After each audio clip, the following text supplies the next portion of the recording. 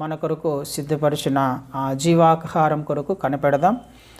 ఆయన మహాకనికరం చొప్పున 17వ రోజులోకి ఆయన మనల్ని ప్రవేశపెట్టాడు. చక్కగా ఆయన ప్రణాళిక చొప్పున మన కుటుంబాల పట్ల ఆయన ప్రణాళిక చొప్పున ఆయన నడిపిస్తున్నాడు అని ఖచ్చితంగా నమ్ముతున్నాను. దేవుని చిత్తము 21 రోజులు కంప్లీట్ అయ్యేసరికి మన జీవితాలలో నెరవేర్చబడుతుంది అని నమ్ముతున్నాను. మంచిది. మనము నిన్నటి దినాన నూతన సృష్టి, ఎవరైనాను క్రీస్తునందున్న ఎడల వాడు నూతన సృష్టిగా మార్చబడినవాడు. క్రీస్తునందున్న వారి జీవితంలో సమస్తము కూడా క్రొత్తవిగా చేయబడతాయి. క్రీస్తునందున్న వారిలో సమస్తము కూడా పాతవన్నీ కూడా గతించిపోతాయి కదా. క్రీస్తు వారి బీజము ఆ వ్యక్తి జీవితంలో ఉంటుంది కాబట్టి పాపము చేయడానికి భయపడతాడు, పాపము చేయజాలడు అనే విషయాన్ని మనం నేర్చుకుంటూ వస్తున్నాం. క్రీస్తు సారూప్యతలోకి మనము మార్చబడాలి అని అంటే, క్రీస్తు వారు వచ్చినప్పుడు ఆయనతో సమానముగా ఉండే ఆ సంపూర్ణతలోకి మనం ఎదగాలి అని అంటే దినదినము మనము చేయవలసిన పనులు ఖచ్చితంగా ఉన్నాయి. మనం చేయవలసిన పనులు మనం చేసుకుంటూ వెళ్తే తప్ప, ఆయన ఆజ్ఞ చొప్పున మనం జీవిస్తూ వెళ్తే తప్ప పరలోక రాజ్యములో ఎత్తబడే గుంపులో మనం ఉండలేం. ఖచ్చితంగా ఆయన ఆజ్ఞలను పాటించాల్సి ఉంది. ఆయన రక్షణ మాత్రమే ఉచితం, ఆయన ప్రేమ మాత్రమే ఉచితం. మిగతావన్నీ కూడా కండిషన్ బేస్డే. ఏది తీసుకున్న వాక్యంలో కండిషన్ బేస్డ్. ఇది చేస్తే నువ్వు ఇలా ఆశీర్వదించబడతావు, ఇలా చేస్తే నువ్వు పరలోక రాజ్యానికి వెళ్తావు. అన్ని కండిషన్ బేస్డే. మనం కేవలం కొన్ని వాగ్దానాలను పట్టుకొని ఆ వాగ్దానాన్ని నా జీవితంలో నెరవేర్చమని ప్రార్థన చేస్తుంటాం. వాగ్దానాలన్నీ కూడా కండిషన్ బేస్డే.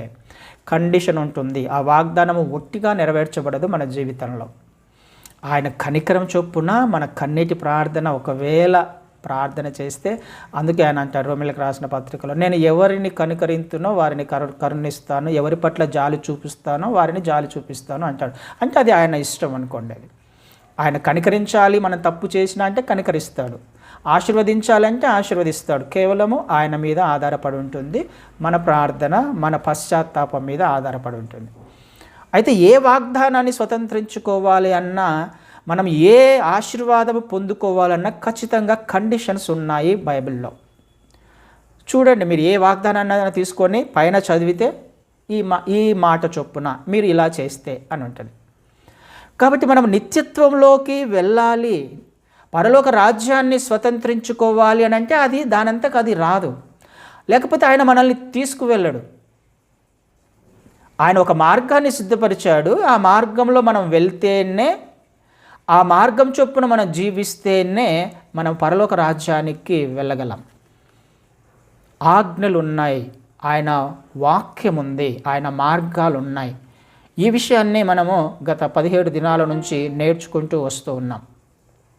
ఇలా జీవించకపోతే, ఆయన ఆజ్ఞ చొప్పున ఒకవేళ జీవించకపోతే, వాక్యాన్ని ఒకవేళ మనము అలక్ష్యం చేస్తే, పర్వాలేదులే అని ఒకవేళ అనుకుంటే మనం ఖచ్చితంగా డేంజర్ జోన్లో ఉన్నాము అని ఖచ్చితంగా అర్థం చేసుకోవాలి.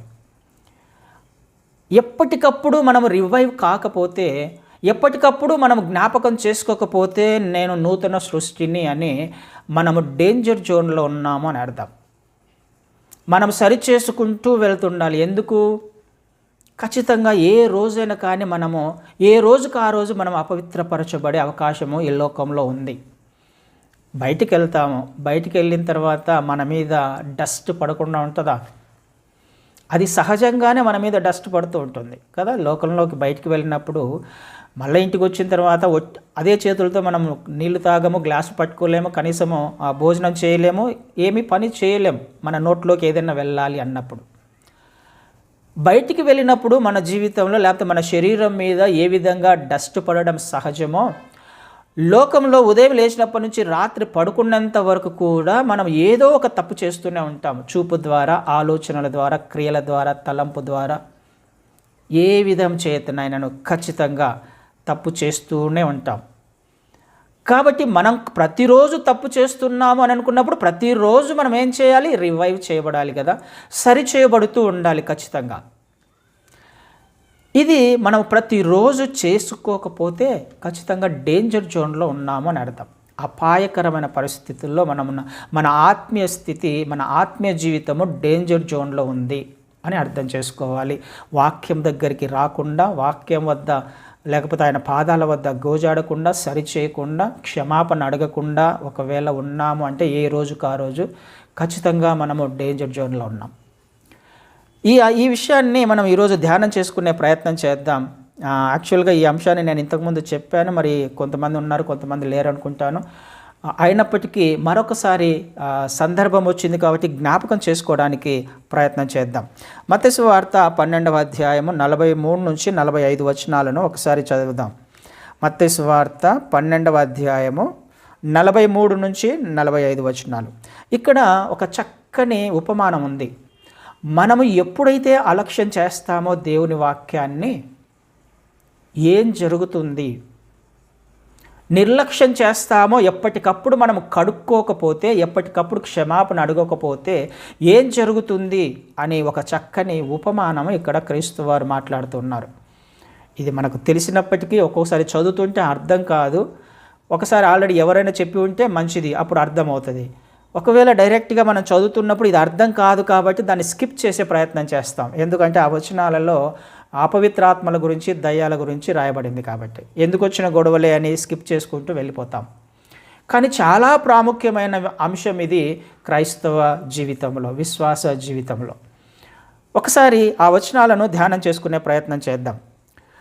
అపవిత్రాత్మ ఒక మనుష్యుణ్ణి వదిలిపోయిన తర్వాత అది విశ్రాంతి వెతుకుచు నీరు లేని చోట్ల తిరుగుచుండును. విశ్రాంతి దొరకనందున నేను వదిలి వచ్చిన నా ఇంటికి తిరిగి వెళ్ళుదని అనుకొని వచ్చి ఆ ఇంట ఎవరునూ లేక అది ఊడ్చి అమర్చి ఉండుట చూచి వెళ్ళి తనకంటే చెడ్డవైన మరి 7 దయ్యములను వెంటబెట్టుకొని వచ్చును. అవి దానిలో ప్రవేశించి అక్కడనే కాపురముండును. అందుచేత ఆ మనుష్యుని కడపటి స్థితి మొదటి స్థితి కంటే చెడ్డదగును. అలాగే ఈ దుష్టతరము వారికి సంభవించుననెను. ఒక చక్కని ఉపమానం. అపవిత్రాత్మ ఉపమానం అనకూడదు, కానీ ఇది సత్యం, ఇది నిజం. అపవిత్రాత్మ ఒక మనుష్యుణ్ణి విడిచిపెట్టి వెళ్ళిపోయింది అని రాయబడింది కదా మొదటి వచనంలో. అపవిత్రాత్మ ఒక మనుష్యుని వదిలిపోయిన తర్వాత, అపవిత్రాత్మ ఒక మనుష్యుణ్ణి వదిలిపోయింది, ఆ వ్యక్తిని విడిచిపెట్టిపోయింది. విడిచిపెట్టిపోయింది అని అంటే మనకి ఇక్కడ ప్రశ్న రావాలి. అపవిత్రాత్మ ఆ వ్యక్తిలో ఉంటేనే కదా పోవడానికి. అపవిత్రాత్మ ఆ వ్యక్తిలో ఉంది కాబట్టే ఆ వ్యక్తిని విడిచిపెట్టి వెళ్ళిపోయింది. అవునా? ఒక వ్యక్తిలో అపవిత్రాత్మ ఉంది, ఆ వ్యక్తి ఎవరు కాదు, మనంతకు మనం కూడా అప్లై చేసుకోవాలి మన జీవితాలకి. ఒక అపవిత్రాత్మ నిన్ను, నన్ను, మనల్ని విడిచిపెట్టి వెళ్ళిపోయింది అని అంటే దానికంటే, వెళ్ళిపోవడానికంటే ముందు అది మనలో ఉంది, ఒక వ్యక్తిలో ఉంది, నీలో ఉంది, నాలో ఉంది, మనలో ఉంది. అయితే ఈ అపవిత్రాత్మ ఎందుకు ఆ వ్యక్తిని విడిచిపెట్టి వెళ్ళిపోయింది? లోపల ఉన్న ఈ అపవిత్రాత్మ ఒక వ్యక్తిని ఎందుకు విడిచిపెట్టి వెళ్ళిపోయింది? విడిచిపెట్టి వెళ్ళిపోవాల్సిన అవసరం ఏముంది దానికి? లోపల ఉన్నప్పుడు లోపల ఉండొచ్చు కదా చక్కగా. కానీ ఎందుకు విడిచిపెట్టి వెళ్ళిపోయింది అంటే సమాధానం కూడా అక్కడే ఉంది. అది విశ్రాంతి వెదుకుచు నీరు లేని చోట్ల తిరుగుచుండును. బయటకు వచ్చిన ఈ అపవిత్రాత్మ ఏం చేస్తుంది? విశ్రాంతి కోసము వెతుకుతుంది కదా. ఒక వ్యక్తి నుంచి బయటకు వచ్చిన అపవిత్రాత్మ అర్థం చేసుకోవడానికి ప్రయత్నం చేద్దాం. మొదటిసారిగా ఒకవేళ వినని వాళ్ళు ఎవరైనా ఉంటే, చాలా ప్రాముఖ్యమైన విషయం. ఒక వ్యక్తిలో నుంచి బయటకు వచ్చిన ఈ అపవిత్రాత్మ ఏం చేస్తుంది? బయటికి వచ్చి విశ్రాంతి కోసం ఎదురు చూస్తుంది, తిరుగుతుందంట. విశ్రాంతి కావాలి. అదేంటి, లోపల దానికి విశ్రాంతి లేదా? ఇంతకాలం లోపల ఉందిగా. లోపల విశ్రాంతిగా ఉన్నప్పుడు అది బయటకు వచ్చి విశ్రాంతిని వెతుక్కోవడం ఏంటి కదా? బయట దానికి విశ్రాంతి కావాలి ఇప్పుడు. అయితే ఆ విశ్రాంతి ఎక్కడ దొరుకుతుంది దానికి? నీరు లేని చోట్ల అని రాయబడింది కదా. అపవిత్రాత్మకు నీరు లేని చోట్ల విశ్రాంతి దొరుకుతుంది.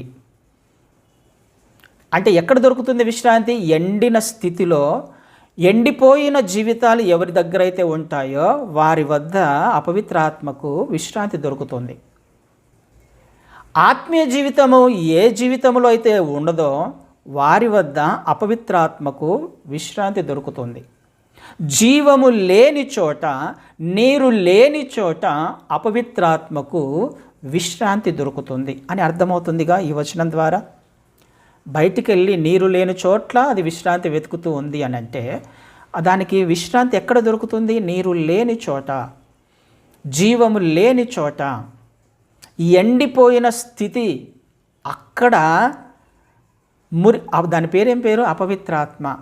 అపవిత్రాత్మ అంటే అన్హోలీ స్పిరిట్. అక్కడ అపవిత్రత ఉండాలి. ఎక్కడ దానికి రెస్ట్ దొరుకుతుంది అని అంటే ఎక్కడైతే అపవిత్రత ఉంటుందో అక్కడ దానికి రెస్ట్ దొరుకుతుంది, విశ్రాంతి దొరుకుతుంది. ఎక్కడ చెత్త చెదారం ఉంటుందో అక్కడ విశ్రాంతి దొరుకుతుంది దానికి. ఇప్పుడు అది బయటకు వచ్చిందంటే అర్థం ఏంటి?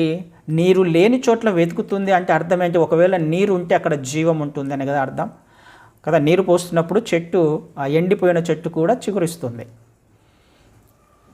కదా. అలాంటి స్థితి ఉండకూడదు, చిగురించే జీవితాలు ఉండకూడదు. ఎండిపోయిన జీవితాల వద్ద అది హాయిగా రెస్ట్ తీసుకుంటుంది. అయితే బయటికి ఎందుకు వెళ్ళిపోయింది? అది బయటికి వెళ్ళిపోయి నీరు లేని చోట్ల చూస్తుంది అంటే ఇప్పుడు ఆ వ్యక్తిలో ఏమొచ్చి చేరింది అని అర్థం? నీరు వచ్చి చేరిందనేగా అర్థం.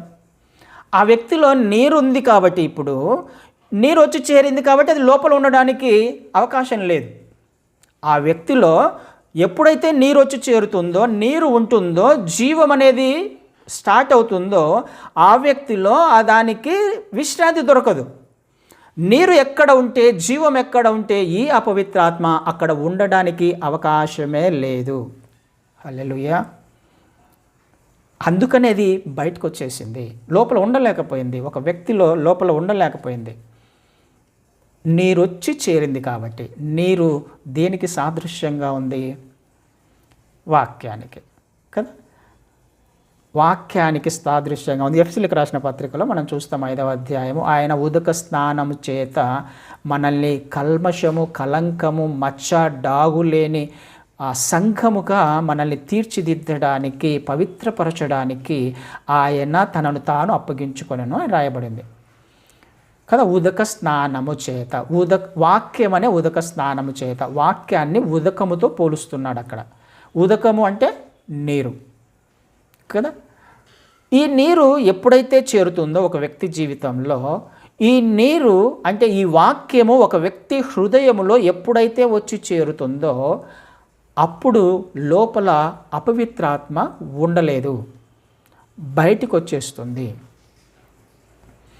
ఏనాడైతే నీవు, నేను, మనము క్రీస్తు వారిని అంగీకరిస్తామో సొంత రక్షకుడిగా, నేను పాపిని అని నేను ఎప్పుడైతే గుర్తిస్తానో, ఆయన నా రక్షకుడు, నా కోసం నన్ను పరలోకానికి తీసుకువెళ్ళడానికి ఆయన వచ్చాడు అని ఎప్పుడైతే గుర్తిస్తామో, ఆయనను అంగీకరించి నోటితో ఒప్పుకొని హృదయంలో విశ్వసించి తండ్రి, కుమార, పరిశుద్ధాత్మ దేవుని నామమున బాప్టిజం తీసుకున్నప్పుడు, నీ ప్రతి పాపము కడగబడినప్పుడు ఆ క్షణము నా జీవితంలో ఒక నీరు వచ్చి చేరుతుంది. ఆయనను అంగీకరిస్తున్నాను కదా, నేను ఆయన వాక్యాన్ని నేను అంగీకరిస్తున్నాను కాబట్టి నా హృదయంలో ఉన్న ఈ నీటిని బట్టి ఈ అపవిత్రాత్మ బయటికి వెళ్ళిపోతుంది.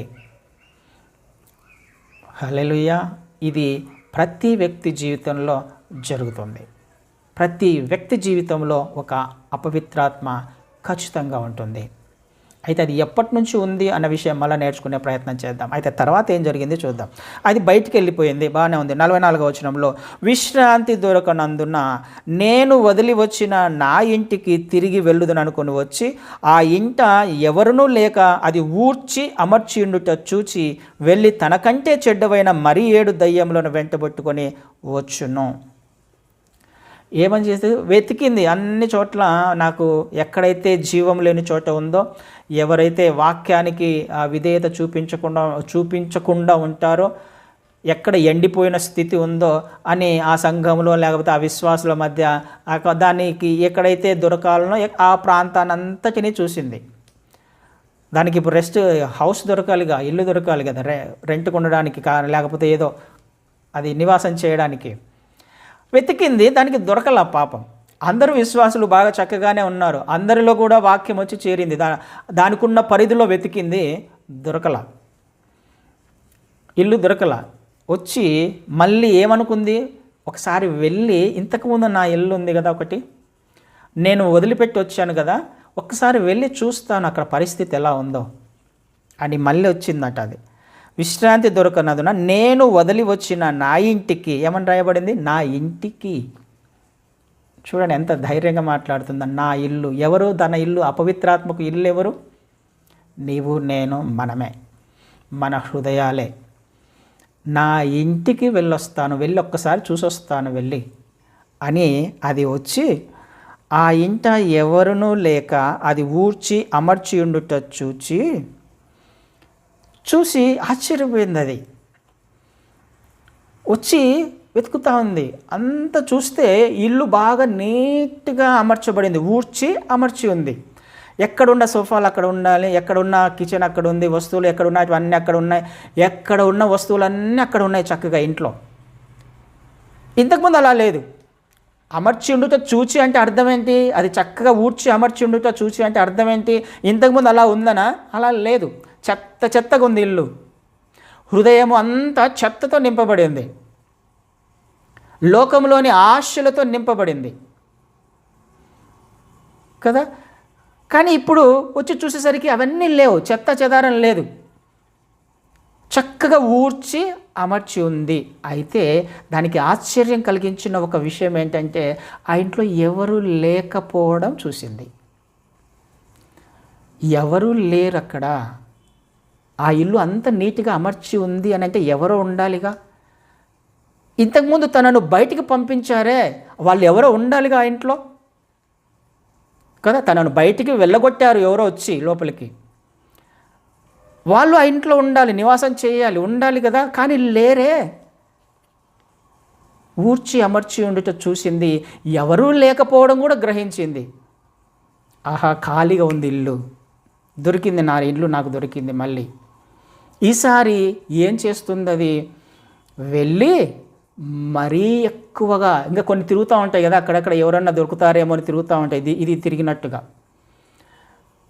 అన్నీ వాళ్ళ ఎక్కడెక్కడైతే నీరు లేని చోట్ల ఉన్నాయో తిరుగుతూ ఉన్నాయి. ఈ 7 దయ్యాలను మరీ ఏమని రాయబడింది అక్కడ, చెడ్డవైన మరి వెళ్ళి తనకంటే చెడ్డవైన మరి 7 దయ్యములను వెంటబెట్టుకొని వచ్చును. మరి 7 దయ్యాలను వెంటబెట్టుకొని వచ్చింది.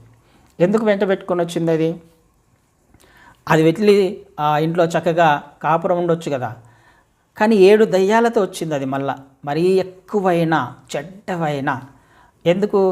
ఇంతకుముందు తను ఉన్నప్పుడు ఒకరు వచ్చేసి తనను బయటికి పంపించారు.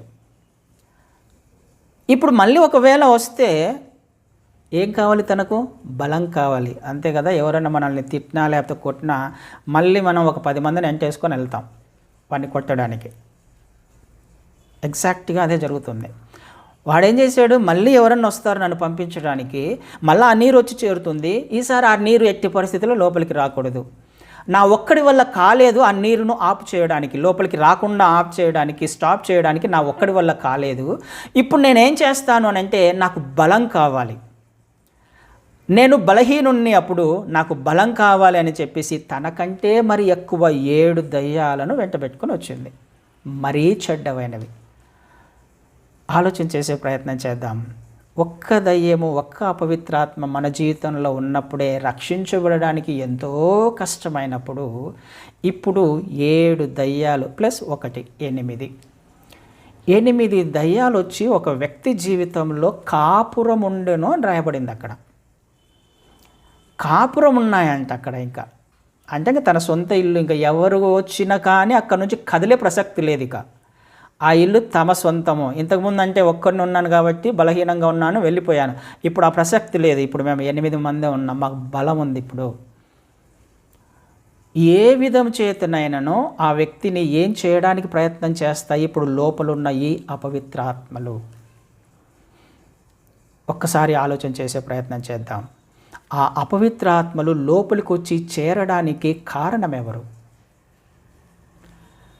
బయటికి వెళ్ళగొట్టాము ఏదో విధం చేత, దేవుని మహా కనికరం చొప్పున ఆయన రక్షణ సువార్తను విని అంగీకరించి మనలో ఉన్న ప్రతి పాపాన్ని కడిగి వేసుకున్నాం. మనం అంగీకరించినప్పుడు ఆయన ఏం చేస్తుందంటే ఆయన రక్తము ప్రతి పాపాన్ని కూడా కడిగి వేస్తుంది. అప్పటిదాకా చేసిన ప్రతి దోషము, అపరాధము, పాపము, అది ఎంత గొప్ప పాపమైనా దాని అంతటిని ఆయన రక్తము కడిగి పరిశుద్ధపరుస్తుంది, పవిత్రపరుస్తుంది.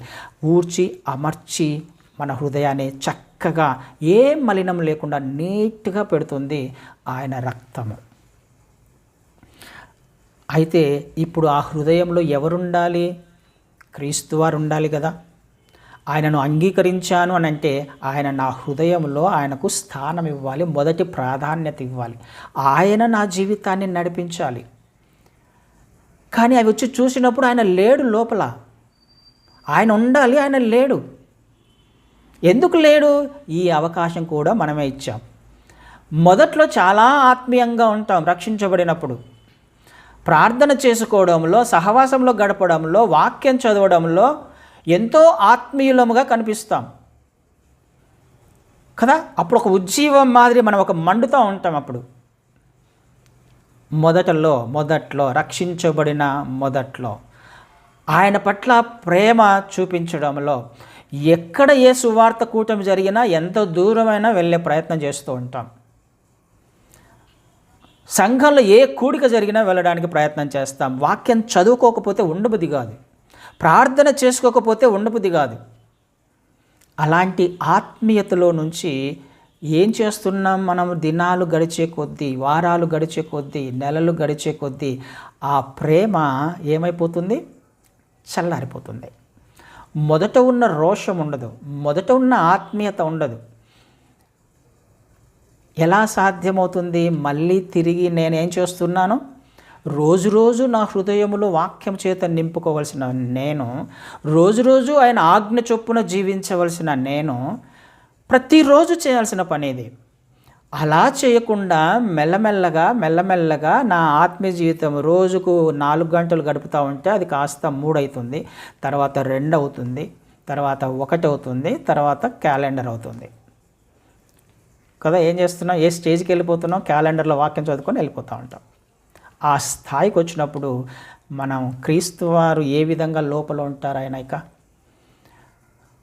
ఆ 1 నిమిషము లేకపోతే ఆ 5 నిమిషాలు సమయం ఇస్తున్నప్పుడు, మిగతా వాటికి ఎక్కువ స్థానం ఇస్తున్నప్పుడు, మళ్ళీ చెత్తను చెదారాన్ని లోపల నింపుకుంటూ ఉన్నప్పుడు, ఈ లోకాన్ని లోపల నింపుకుంటున్నప్పుడు లోపల ఆయన ఎలా ఉండగలడు? అపవిత్రత ఉన్న చోట ఆయన ఉండగలడా? అపరిశుద్ధత ఉన్న చోట ఆయన ఉండగలడా? భావోద్రేగాలు, కోపము, ద్వేషము, అసూయ, స్వార్థము, మోసము, అబద్ధము, పగ, ప్రతీకారాలు ఉన్న చోట ఆయన ఏ విధంగా లోపల ఉండగలడు? మనం అనుకుంటున్నాం ఉన్నాడు లే అని. ఒట్టి అబద్ధం అది. అది సత్యం కాదు. ఏ వాక్యం సెలవిస్తుందిగా. వాక్యము మనకు ఆధారం. మన జీవితంలో ఒకవేళ మనం సరిచేయబడకుండా లోకం వైపు చూసే ప్రయత్నం చేసినా, లోకంలోని ఆలోచనలు, ఆశలు ఎప్పుడైతే మనం నింపుకునే ప్రయత్నం చేస్తామో, అపవిత్రత ఉన్న చోట పరిశుద్ధుడైన క్రీస్తు వారు ఉండలేరు. అపవిత్రత ఉన్న చోట ఎవరుంటారు? అపవిత్ర ఆత్మలే ఉంటాయి కదా. వాడు వచ్చి చేరాడు, క్రీస్తు వారు లేరు అక్కడ. మన ఆత్మీయత చల్లారిపోయింది.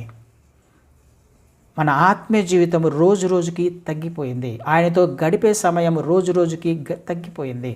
మొదట ఉన్న ప్రేమ మనకు లేదు. అందుకనే ప్రకటన గ్రంథంలో కూడా మాట్లాడతాడు కదా ఎఫెసీ సంఘంతో, నువ్వు నీ మొదటి ప్రేమను మర్చిపోయావు. మొదట్లో ఉన్న ప్రేమ ఇప్పుడు నీకు లేదు. ఆ తప్పు నేను నీ మీద మోపాలని అనుకుంటున్నాను. తిరిగి సరిచేయబడతావా? సరిచేయబోయే అవకాశం ఉండంగానే, లేకపోతే నేను నీలో నుంచి నీ ఆత్మను తీసేస్తాను. భయంకరమైన పరిస్థితి. 8 దయ్యాలు లోపల ఉన్నప్పుడు మన ఆత్మీయ స్థితి ఎలా ఉంటుందో ఒక్కసారి ఆలోచన చేసుకోండి. ఒక చిన్న అవకాశాన్ని మనమే ఇస్తున్నాం. ఒక చిన్న అపవిత్రతని, దేవునికి నచ్చని లక్షణాలను నా హృదయంలో అలాగే పెట్టుకున్నాం. వాటిని అలాగే పెంచి పోషిస్తున్నాం. చేదైన వేరు అలాగే ఉంది. వేరు ఊరికే ఉంటుందా? లోపల ఉన్న తర్వాత అది రోజు పెరగదా, ఎదగదా? చేదైన ఫలాలు రావా జీవితంలో నుంచి, ఆత్మీయతలో నుంచి? ఖచ్చితంగా వస్తాయి. అదే జరుగుతుంది. 8 వచ్చినప్పుడు పరిస్థితి ఎలా ఉంటుంది? ఏ విధం చేతనైనానో మనము తిరిగి రక్షణ భాగ్యాన్ని పొందుకోగలమా? ఏ విధం చేతనైనాను క్రీస్తు వారిని మన జీవితంలోకి, మన హృదయంలోకి అంగీకరించగలమా?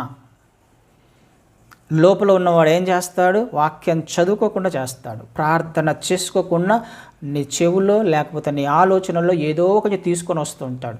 ప్రార్థన చేసుకోవాలంటే ఫోన్ వస్తుంది. ప్రార్థన ఇంకొకరిని ప్రేరేపిస్తాడు, ఇంటికి రమ్మంటాడు, బయటికి తీసుకువెళ్తాడు. వాక్యం చదువుకోవాలన్నా చదువుకోలేం, మైండ్ ఉండదు, కాన్సన్ట్రేషన్ ఉండదు, వేరు వేరు విషయాల గురించి ఆలోచన చేస్తూ ఉంటాం. 8 దయ్యాలు మన జీవితంలో పనిచేసే అవకాశం ఉంది. ఎప్పుడైతే నేను చేయవలసిన పనులు చేయట్లేదో, నేను నూతన సృష్టిని అనే విషయం నాకు జ్ఞాపకం ఉండకపోతే, నేను రోజు రోజుకి రివైవ్ చేయబడకపోతే నా జీవితంలోకి 8 అపవిత్ర ఆత్మలు వచ్చే అవకాశం ఉంది. మళ్ళీ ఒకసారి రక్షించబడిన వారు తిరిగి నూతన పరచబడుట అసాధ్యము అని రాయబడింది లేఖనాల్లో. అది అసాధ్యము. మళ్ళీ రక్షించబడం, తిరిగి మొదటి స్థానానికి, మొదటి ఆత్మీయ స్థితికి రావడము చాలా చాలా కష్టము అని రాయబడింది. ఆలోచన చేసే ప్రయత్నం చేద్దాం.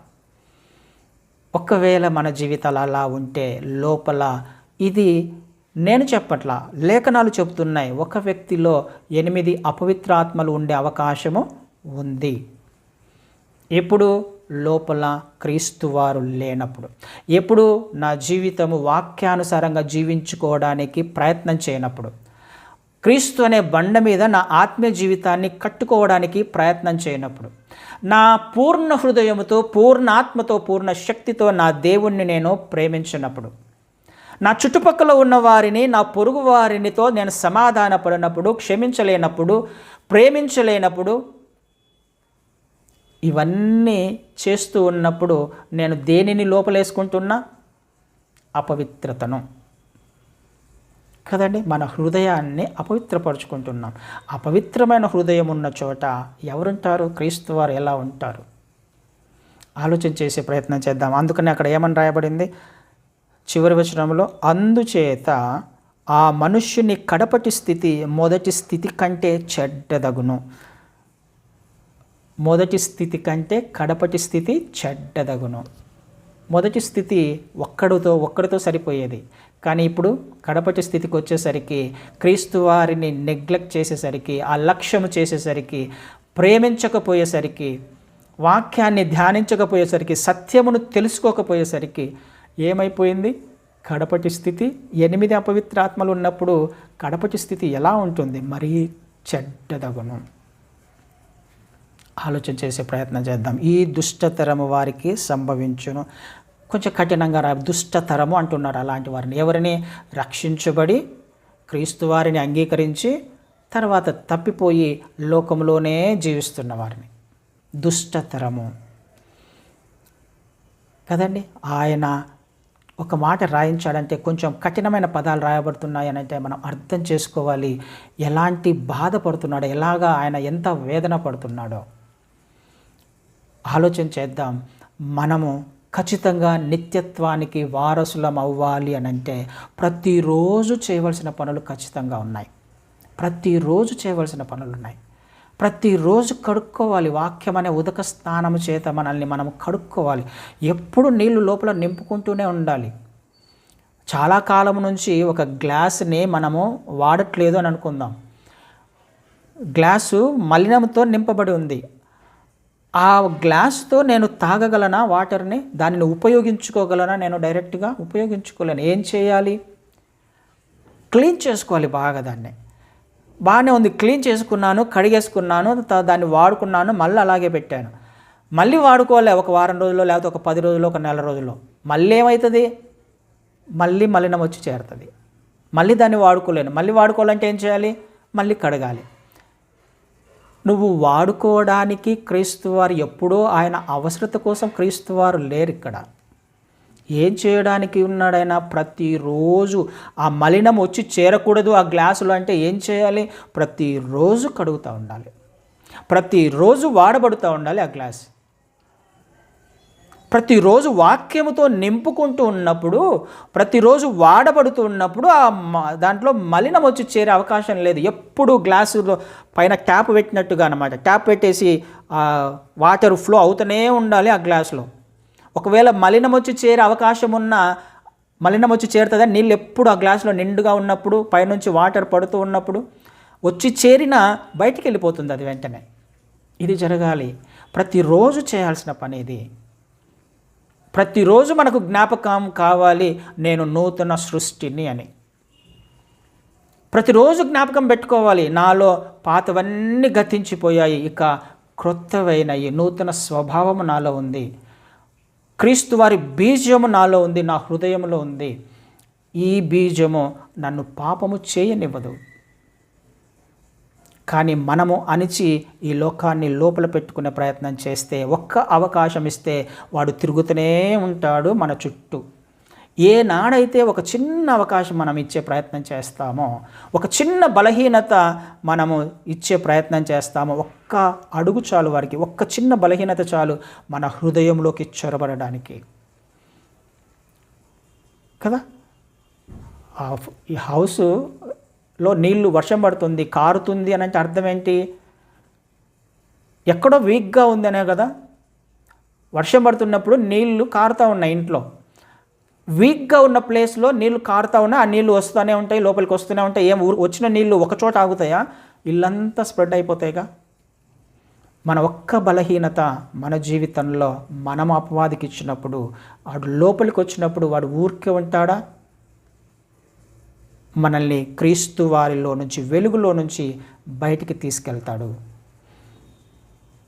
ఆది నుంచి కూడా ఏనాడైతే సృష్టి ఆరంభం జరిగిందో, ఏనాడైతే ఆదాము అవ్వలు సృష్టించబడ్డారో ఆ రోజు నుంచి వాడికి సమయం ఇవ్వబడింది కదా, కొంతకాలం సమయం ఇవ్వబడింది. వాడికి ఇవ్వబడిన ఆ సమయం చివరి దినం వరకు కూడా వాడి యొక్క ముఖ్యమైన ఉద్దేశము, ముఖ్యమైన టార్గెట్, గోల్ ఏంటి అని అంటే మనిషిని దేవుని చిత్తములో నుండి దూరం చేయాలి. ఆ ఏతేను తోటలో నుంచి కూడా చివరి దినం వరకు కూడా వాడి ప్రయత్నం అదే, అపవాది చేసే ప్రయత్నం అదే. ఏ విధం చేతనైనానో నిన్ను దూరం చేయాలి దేవుని చిత్తంలో నుంచి, నిత్యత్వానికి వెళ్లకుండా చేయాలి, వాడితో పాటు నరకానికి తీసుకువెళ్ళాలి. వాడి యొక్క ముఖ్య ఉద్దేశం అదే. ఏ విధంగా? లోకంలోని ఆశల చేత. లోకంలోని ఆశలు ఏమన్నా? శరీరాశ, నేత్రాశ, జీవపు డంబము. శరీరాశలు కావాలి, నాకు అదే కావాలి, మనం కోరుకున్నదే కావాలి. మనకి ఒక్క బలహీనత చాలు, ఏదో ఒక దానిని ఆశించడం చాలు వాడికి. దేవుని చిత్తంలోని ఒక పని చేయడం చాలు వాడికి లోపలికి వచ్చి చేరడానికి. మెల్లమెల్లగా 8 మందిని తెచ్చుకుంటాడు. ఇక అసాధ్యము. కోల్పోయిన ఆ ప్రేమను పొందుకోవడము అసాధ్యము.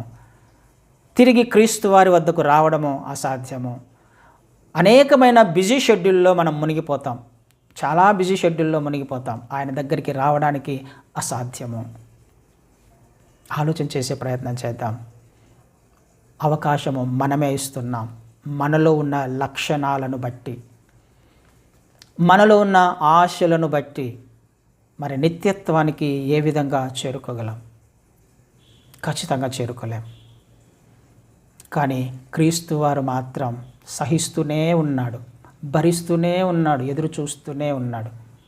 మనము మాత్రము ఆయనను మోసం చేస్తూనే ఉన్నాం, ఆయనను వెన్నుపోటు పొడుస్తూనే ఉన్నాం. ఇది మన భాషలో చెప్పాలంటే కదా. మనకు ఆశీర్వాదాలు కావాలి, ఆయన వద్దకు వచ్చినప్పుడు ఆయన ఆశీర్వాదాలు కావాలి. ప్రార్థన చేసినప్పుడు మన బాగోగులు చూసుకోవాలి, మన సమస్యలు తీర్చాలి, ప్రతి పరిస్థితిని చక్కపరచాలి. కన్నీటి ప్రార్థన చేసి ఏ విధంగా చేతనైనా ఆశీర్వదించబడతాం, ఆ కోరికను నెరవేర్చుకుంటాం. అది నెరవేర్చుకున్న తర్వాత, అది పొందుకున్న తర్వాత కొన్ని రోజులకు మళ్ళీ మామూలే. మళ్ళీ ఆయనను బాహాటముగా సిలువ వేస్తూనే ఉంటాం. అనేక మార్లు ఆయనను సిలువకు అప్పచెప్తూ ఉంటాం. ఆ సందర్భంలో అపవాది క్రీస్తు వారి వద్దకు వెళ్ళి కాలరు ఎగరేయడా మనల్ని బట్టి? దేవుని నామముకు అవమానం కాదా మనల్ని బట్టి? ఒకవేళ మనం అవకాశం ఇస్తున్నట్లయితే ఆయన నా రక్షకుడు అన్నప్పుడు నేనేం చేయాలి? నిత్యత్వానికి ఆయన మార్గాన్ని సిద్ధపరిచాడు నా కొరకు అని అనుకున్నప్పుడు నేనేం చేయాలి? అవకాశం ఇస్తానా నేను వేరే వాటికి? ప్రతిరోజు నన్ను నేను జ్ఞాపకం చేసుకోవనా నేను నూతన సృష్టిగా చేయబడ్డాను అని? క్రీస్తు వారు దినమెల్లా చేతులు చాపి ఎదురు చూస్తున్నాడు మన కోసమే. ఏనాడైనా వస్తాడు నా కుమారుడు, నా కుమార్తె. ఏనాడైనా తెలుసుకుంటుంది, ఏనాడైనా తెలుసుకుంటాడు. కానీ అపవాది మాత్రం నవ్వుతూ ఉన్నాడు. క్రీస్తు వారు మౌనంగా ఉన్నారు, సహిస్తున్నారు, మనల్ని భరిస్తున్నారు. వస్తారు అని ఎదురు చూస్తున్నాడు నమ్మకంతో. మనం నమ్మకంగా లేం, కానీ ఆయన నమ్మకంగా ఉన్నాడు. ఏనాడైనా వస్తాడు నిత్యత్వానికి తీసుకువెళ్ళాలని ఆలోచన చేసే ప్రయత్నం చేద్దాం. నేను రక్షించబడినప్పుడు ఆయనకు అవమానకరంగా ఏ విధంగా జీవిస్తానో చిన్న చిన్న విషయాలను హృదయంలో పెట్టుకొని, లోకాశను హృదయంలో నింపుకొని, ఇది శాశ్వతమైనది కాదు అని మనకు తెలిసినప్పుడు, 70-80 సంవత్సరాల జీవితమే అని తెలిసినప్పుడు, ఆ నిత్యత్వము యుగయుగాలు ఆయనతో పాటుగా ఉండే ఆ భాగ్యాన్ని కేవలం 70-80 సంవత్సరాల ఈ జీవితం కొరకు కాదనుకుంటామా? వదిలేసుకుంటామా? ఒక్కసారి ఆలోచన చేసే ప్రయత్నం చేద్దాం. క్రీస్తు వారు భరించారు, సహించారు నిన్ను, నన్ను, మనల్ని. మనము భరిద్దాం మన పొరుగువారిని, మనము సహిద్దాం మన చుట్టుపక్కల ఉన్నవారిని. ఆయన ప్రేమను చూపించే ప్రయత్నం చేద్దాం. ఆయన కొరకు ఆయన కాలు ఎగరేసుకోవాలి దేవదూత గణాల మధ్యలో. పరలోకంలో సాతాను సమూహాల ముందర అదే వ్యక్తి ద్వారా దేవుని నామము మహిమపరచబడాలి. ఆ తీర్మానము నీవు నేను మనము తీసుకుంటే అది సాధ్యమే. ఆయన నామము హెచ్చించబడుతుంది, ఘనపరచబడుతుంది. నిర్ణయము నీ చేతిలో, నా చేతిలో ఉంది. ఆయన అవమానానికి అప్పచెప్పుదామా? 7-8 దయ్యాలను మన హృదయంలోకి చేర్చుకుందామా? ఎలా చేరుతాయి? లోపల ఆయన లేకపోతే, ఆయన ఆజ్ఞలు, ఆయన కట్టడలు లేకపోతే, వాక్యానుసారమైన జీవితం జీవించే ప్రయత్నం చేయకపోతే. మళ్ళీ చెప్తున్నాను, వెంటనే రాదు. ఎవరు కూడా పర్ఫెక్ట్ కాదు. కానీ ప్రాక్టీస్ చేస్తున్నప్పుడు మనం ఎక్కడ బలహీనులమో అక్కడనే బలవంతులము. ఆయన బలపరచడానికి ఇష్టపడుతున్నాడు. నీ బలహీనతను ఆయనకు అప్పచెప్పు, అక్కడ నిన్ను బలపరుస్తాడు. నీ అపజయాన్ని ఆయనకు అప్పచెప్పుడు, ఆయన అక్కడ విజయాన్ని ఇవ్వడానికి ఇష్టపడుతున్నాడు. నీ సమస్యను ఆయనకు అప్పచెప్పు, ఆ సమస్యలో సమాధానం ఇవ్వడానికి ఇష్టపడుతున్నాడు. అది ఏ సమస్య అయినా, ఎలాంటి పరిస్థితి అయినా ఆయనకు మాత్రం అవమానకరంగా జీవించను అని ఒక తీర్మానం తీసుకునే ప్రయత్నం చేద్దాం. నిత్యత్వానికి నేను వెళ్ళాలి అని అంటే ఒకటే ఒక మార్గము, ప్రతిరోజు ఆయన ఆజ్ఞలు, కట్టడలు నా హృదయములో నేను దాచుకోవాలి, వాక్యానుసారంగా జీవించే ప్రయత్నం చేయాలి. 2 ఆజ్ఞలు ఆయన మనకిచ్చాడు. నా పూర్ణ ఆత్మతో, పూర్ణ శక్తితో, పూర్ణ బలముతో నా తండ్రిని నేను ప్రేమించాలి. క్రీస్తు వారు ప్రేమించినట్టుగా నా సహోదరులను నేను ప్రేమించాలి. ఈ 2 ఆజ్ఞలు పాటించే ప్రయత్నం చేస్తే నిత్యత్వంలో మన సీటు కన్ఫామ్. ఆలోచన చేసే ప్రయత్నం చేద్దాం. నిత్యత్వానికి వారసులు అవ్వడానికి మనకి ఇంకా సమయం ఇవ్వబడింది. ఆ సమయము ఆయన వచ్చేలోగా మన జీవితాలను భద్రపరుచుకుందాం. అపవాదికి చోటు ఇవ్వకుండా, అపవాదిని మన హృదయంలోకి ఆహ్వానించకుండా ఆయన పర్మనెంట్గా మన హృదయంలో ఉండమని ఆయనను బ్రతిమలాడుకుందాం. మన ప్రతి పాపము, శాపము, లేకపోతే మనం చేసిన ప్రతి దోషము, లేకపోతే ఏ తప్పైనా కానీ ప్రతిరోజు రాత్రి పడుకునే లోపల క్లియర్ చేసుకుందాం. అయ్యా, ఈరోజు నేను ఏదైతే తప్పు చేసి ఉన్నట్లయితే ఆలోచనల ద్వారా, క్రియల ద్వారా, తలంపుల ద్వారా వాటిని క్లీన్ చేసేసుకుందాం. ప్రార్థన చేసుకుందాం. ప్రతిరోజు కూడా ఆయన పాదాల వద్ద ఆ రోజు చేసిన పనులన్నిటిని తీసుకొని వచ్చి క్షమాపణ అడిగే ప్రయత్నం చేయాలి. ఆత్మీయంగా జీవించే ప్రయత్నం చేయాలి. సహోదరులతో సమాధానము, సహోదరులతో ఐక్యత, ఒక ఉజ్జీవము మన జీవితాలలో, మన కుటుంబాలలో పరిశుద్ధాత్మ దేవుడు దయచేయునుగాక. అట్టి కృప నీకు, నాకు, మనకు అనుగ్రహించునుగాక. ఆమెన్.